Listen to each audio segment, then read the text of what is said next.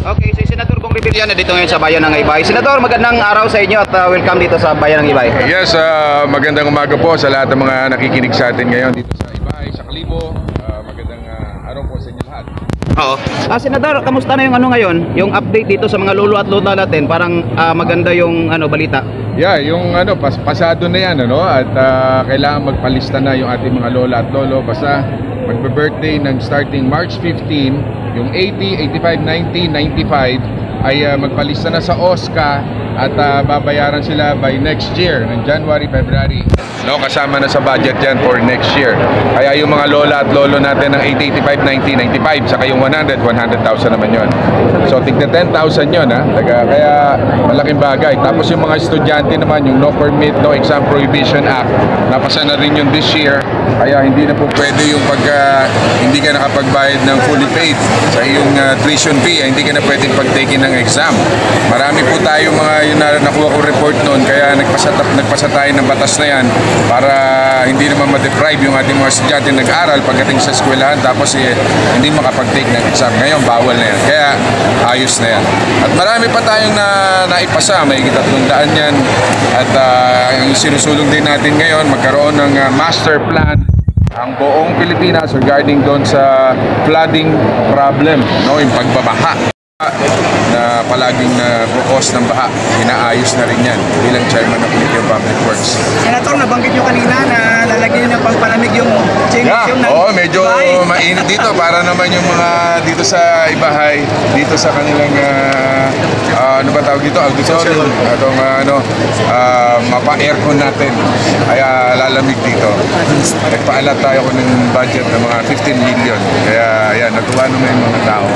So by next year po ay aircon na to. Senator, yung para naman po sa mga pribadong manggagawa, meron po ba tayong pagkilos para sa aumento sa sahod sa private sector po? Sa private sector, yes, inaayos na rin yun sa Senado, pero syempre sa wage board na yan, pinag-aaralan mabuti kung paano hindi naman maka-apekto sa mga employer, mga negosyante. Pero syempre, alam natin dahil sa taas ng presyo ng mga bilihin, kailangan talaga magtaas ng sahod ang ating gobyerno, even sa mga private. Kaya umasa kayo, yan, siguradong action ng gobyerno at hindi naman papabayaan yan ng ating mahal na Pangulo. Dahil sa pagkakalam ko, doon sa parte ng Cavite, sa Region 4, nagtaas na sila So, I'm sure dito, ganun din gagawin. Marami pa pong tulong darating dito sa Aklan, dahil number 1 kayo dito sa yeah. Siyempre, marami tayong nagbibigay na tulong na sa iba't ibang bayan. At ito yung galing tayo kanina sa Kalibo, nabigay din tayo ng mga tulong doon, ayuda. At ngayon dito naman, at meron pa padadala pa tayo para makatulong sa mga iba't ibang. Yan programa ng ating mahal na Pangulo, kumbaga ayuda dahil sa taas ng presyo ng bilihin. Inaantay din natin na sana madala dito yung bagong Pilipinas Servisyo Caravan. Yun, laking bagay nun dahil talagang malalaki ang ipamamahagi. Antay lang kayo at darating dito yan. Senator, sa pagbabatas naman po ng kabalikat sa pagtuturo bilang kayo po ang principal author at sponsor, ano po ba ang nilalaman nito? Itong sa kabalikat sa pagtuturo act, yung dating chalk allowance sa mga teachers na tumatanggap sila ng 5,000 pesos. By next year, 10,000 na yan. Kaya yung ating mga guro, next year po, 10,000 na yung makukuha nyo instead of 5,000. Kaya, ayan, ang inyong cute na Senador din po ang may akda niyan. Kaya sasabihin nila na artista lang tayo, hindi po, nagtrabaho tayo.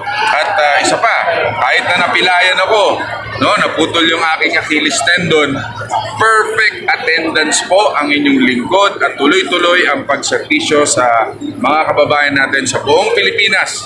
At namahagi tayo ng tulong at para masiguro natin na talagang nakakarating sa tao. Tulad ngayon, mamahagi ng DSWD, yung tulong na pinibigay. Hindi po namin naawakan ng pera na yan, so wala pong issue sa amin dyan. DSWD ang namamahagi dyan. We just wanna make sure na talagang napababa ng tama sa mga tao. Kaya ito makatanggap nila tig 2,000 itong mga kababayan natin. Senator, message mo na po, Senator, paano? Yes, thank you very much. At sana po, huwag niyo kalimutan, si Bong Revilla. Ayan, mahal ko po kayong lahat. Thank you very much sa support at pagmamahal.